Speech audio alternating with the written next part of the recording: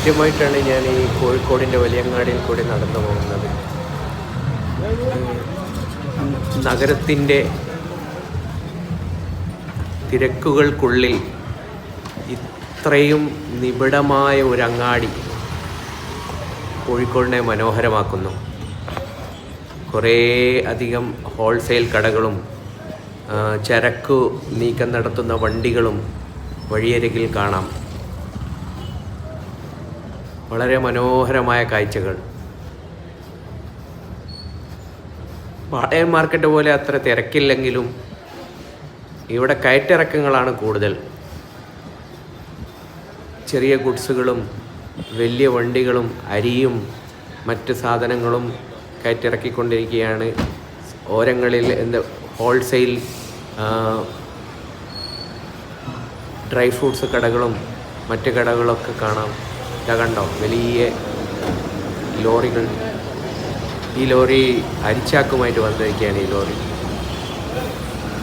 അതിനുള്ളിലൂടെ ഈ ബൈക്കുകാർക്ക്, ഇരുചക്രവാഹനക്കാർക്ക് എവിടെ വേണമെങ്കിലും പോകാമല്ലോ. അവരുടെ അഹന്തയാണല്ലോ അങ്ങനെ. എവിടെയും പോകാം, എങ്ങോട്ടും കയറി പോകാം. ഇന്നലെയാണ് എൻ്റെ വണ്ടിക്ക് മുമ്പിൽ റോങ് സൈഡിൽ ഒരു സ്കൂട്ടർകാരൻ കയറി വന്നിട്ട് കുറേ നാടകങ്ങളൊക്കെ കളിച്ചത്. എൻ്റെ കാറിൻ്റെ ബമ്പർ അടിച്ച് തേഞ്ഞു പോയി. വലത് സൈഡിൽ നിന്ന് സിഗ്നലിൽ പോയിക്കൊണ്ടിരിക്കുമ്പോൾ വലത് സൈഡിൽ കയറി വന്നതാണ്. ഇതാ ടെമ്പോ വാനുകൾ. ഞാൻ നടക്കുമ്പോൾ ആലോചിക്കുകയായിരുന്നു, ഈ ഒരു സ്ഥലം മുമ്പ് കണ്ടില്ലല്ലോ എന്ന്. നമ്മുടെ കോഴിക്കോടിനെ മനോഹരമാക്കുന്ന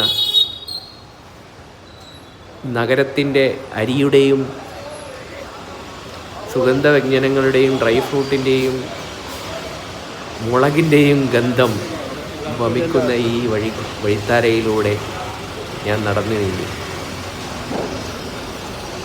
ഈ റോഡ് വലത്തോട്ട് തിരിഞ്ഞ് ചെന്ന് അവസാനിക്കുന്നത് വൃത്തിഹീനമാണെങ്കിലും നമ്മുടെ ജില്ലാ കോടതിക്ക് മുമ്പിലാണ്. ഇത് കണ്ടോ, ഇവിടെ ഒരു ചുവട്ട തൊഴിലാളി നിൽക്കുകയാണ്.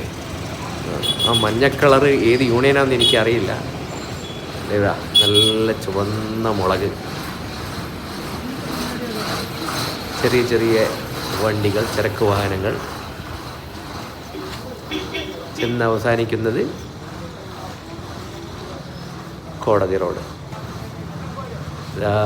ഇത് ഏതാണ് ചുവന്ന്